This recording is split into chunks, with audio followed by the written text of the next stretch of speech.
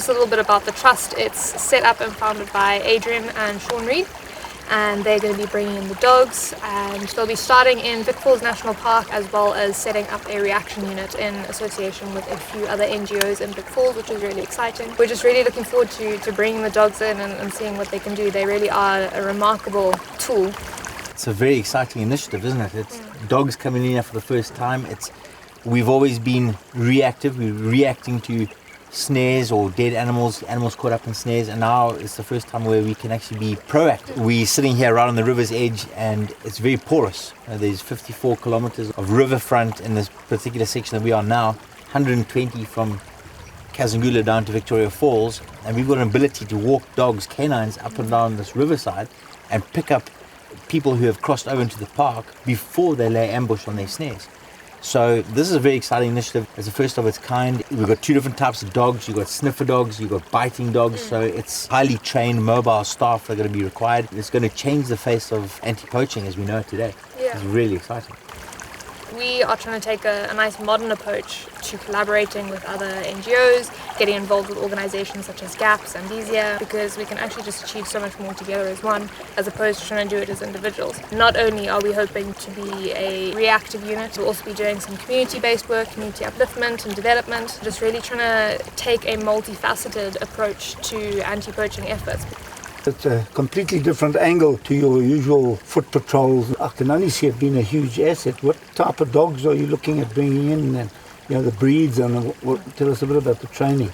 Yeah, well, we're really excited because end of August we've got 4 dogs that are coming in. They're being donated by a guy called Keith Sparks from Bulawayo. He has a trust called Take Action Trust, where he provides dogs and does the training for anti-poaching units across Zimbabwe. Our plan there is we'll provide the dogs, they will provide all the handler training and scout training, and then we'll form a unit from there, and they can carry on and take the dogs and their new skills to the areas where they come from. The way the anti-poaching is going now, even with the high-tech equipment that's available, the dogs really serve a great purpose. They're not the be-all and end-all, they're not the golden goose, but they are definitely a great tool to have in the toolbox in anti-poaching.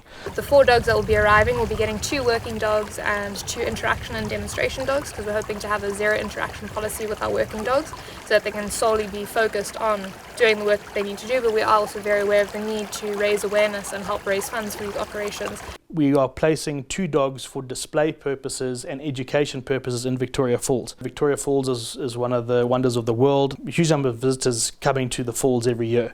So we thought that would probably be one of the ideal places to set up this display. We have taken 2 of our dogs. One is retired and the other one was injured during her training and would not work in the field again. Unfortunately, when she was about 14 weeks old, she got hit by a car and she broke her femur.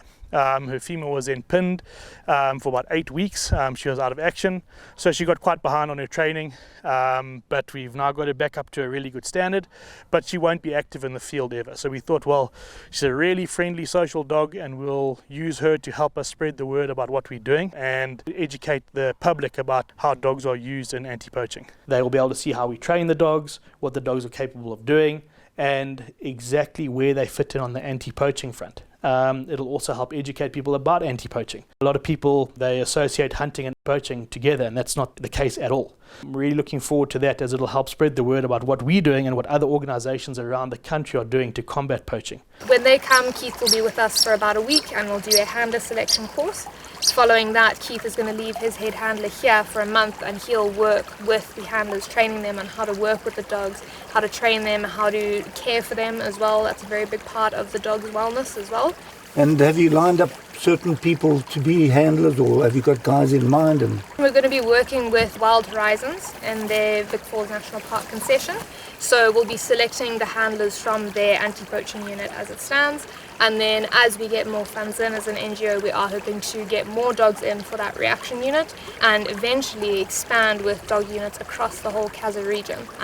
Because poaching doesn't just happen in Vic Falls, and we've seen it here with the issues of people coming across the river or using it as an escape route. You can't just track to a certain point, and it has happened quite a lot where Sean and Adrian have spoken about it.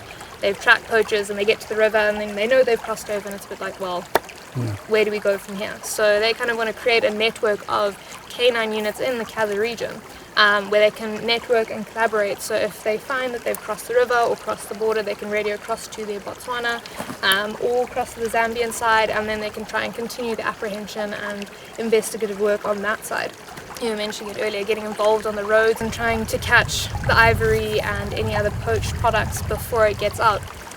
Kerri makes a very good point there. You know, roads are a very big problem for us, where you got products in the back of a vehicle, they're hidden under a blanket or a towel, you can't see them, and there's no law enforcement body that's allowed to go and just strip search a car. It doesn't work like that. So having the dogs here, sniffer dogs, they're able to go around the vehicle, and when they start yapping, because they've identified something that shouldn't be there, now you've got probable cause. So our national parks police, they can now tackle that vehicle, ask the driver to come out, and then they look through the vehicle and they could find products. You know, it could be ivory, could be horn from rhinos, skins, bracelets, hair bracelets, things like that, and they can, now they've got cause to actually go in there, search, and then make the arrest. And that's something that has not been possible up until this point. So a very, very good part of that initiative is how we can use them not only in the field but actually on our main access and exit roads. Keith was actually explaining, and one of the main scents that they train the dogs to detect is marijuana. They found generally most poachers do smoke marijuana, so when they go and they do the detection work, they have the dogs trying to track the smell of marijuana, because most of the guys smoke while they're walking through, putting up the snares, and that's actually how they pick up the guys. So like for the vehicles, if they pick up the scent of marijuana, they can say, well, the dog's trained to pick up this scent, we have probable cause to search your vehicle. You then have at least a foot in the door to hopefully try and find, I mean, hope that we don't find these things. But if there is animal products or poached material in the vehicle, then you have that chance to find it.